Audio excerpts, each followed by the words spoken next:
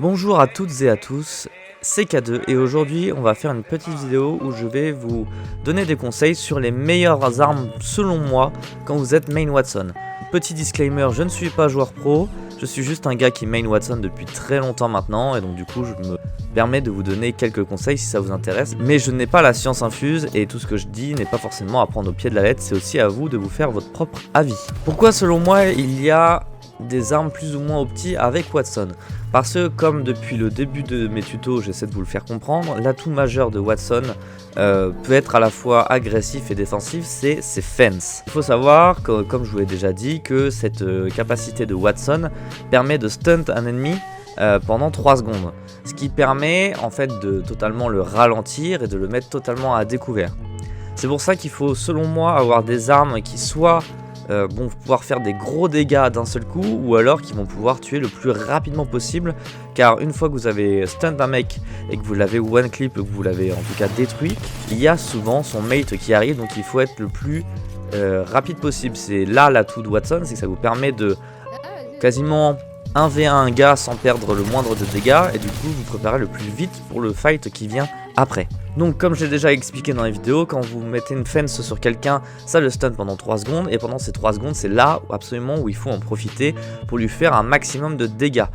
Pour ce faire, il y a plusieurs armes que personnellement je vous conseille. Moi par exemple en normal game, je joue en ce moment beaucoup le Wingman, qui est une arme qui fait des gros dégâts en coup par coup et c'est un peu l'équivalent d'un Deagle sur Call of Duty ou etc. Donc c'est une arme qui est assez compliquée à jouer.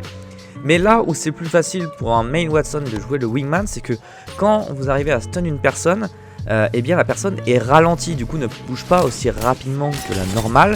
Et donc du coup pour votre aim, ça va être beaucoup plus simple. Et donc le Wingman du coup peut servir à ce moment-là et mettre de gros dégâts notamment dans la tête ou même dans le corps, notamment sur un shield blanc ou même bleu, ce qui vous permet d'avoir encore votre AR ou votre arme secondaire totalement pleine et pas utilisée pour engager un fight d'après si jamais il y a un third party ou si jamais le mate de la personne que vous venez de down arrive directement. En deuxième arme, je vous conseille, mais là ce n'est simplement qu'un choix personnel parce que c'est une de mes armes préférées sur l'ensemble du jeu, c'est simplement la CAR.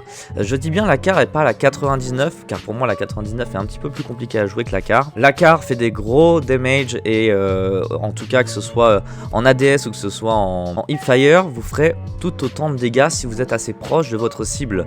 Je vous rappelle que quand vous mettez une fence à quelqu'un, il ne faut pas être trop loin de ce dernier.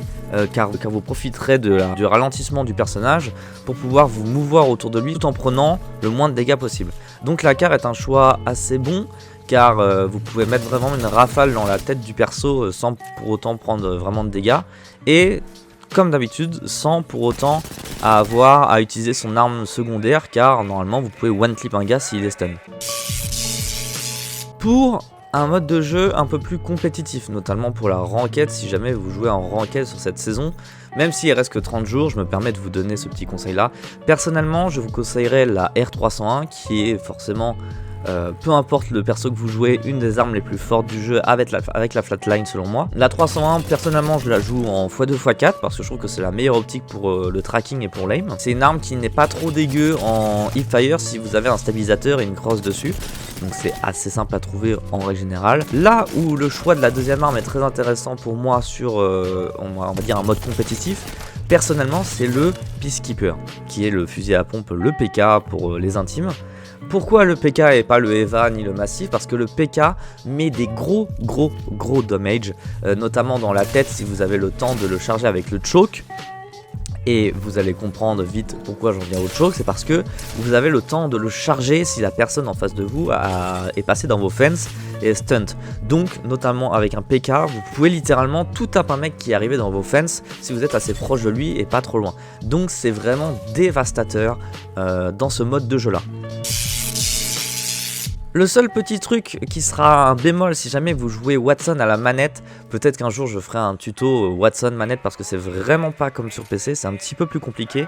Le choix que vous pouvez faire à la manette si vous n'êtes pas trop Wingman par exemple, ou si vous n'êtes pas trop Car, alors que la Car est la deuxième l'arme la plus forte sur manette, c'est simplement de jouer la Volt, hein, qui est selon moi l'arme de prédilection de tout manetteux sur Apex, parce que c'est une arme qui est beaucoup trop forte, un petit peu plus compliqué à jouer sur PC parce que le recul est un petit peu plus différent, mais si vous êtes un bon joueur manette, la Volt sera une très bonne alternative au Wingman ou à une autre arme si vous préférez cette arme là. Mais pareil, la Volt qui va mettre de gros dégâts en ADS ou simplement en hipfire si vous êtes assez proche du perso, et avec ça vous ferez des ravages. Je vous rappelle que cette liste d'armes est simplement personnelle et que je n'ai pas la science infuse, donc c'est aussi à vous de tester vos loadouts, etc. Mais pensez au fait que quand une personne est dans vos fences et stun, c'est là qu'il faut faire le plus de dégâts possible, donc avoir des armes qui soit tuent très rapidement, soit tout tape, ou voilà, dans l'idée de pouvoir prendre un fight après. Voilà, j'espère que cette petite vidéo t'aura plu, et moi je te dis à la prochaine, n'hésite pas à mettre un pouce bleu et un commentaire, ça m'aide énormément, et si le contenu que je te propose sur cette chaîne, je t'invite fortement à t'abonner. Je te souhaite une bonne journée et des bonnes fêtes. Ciao.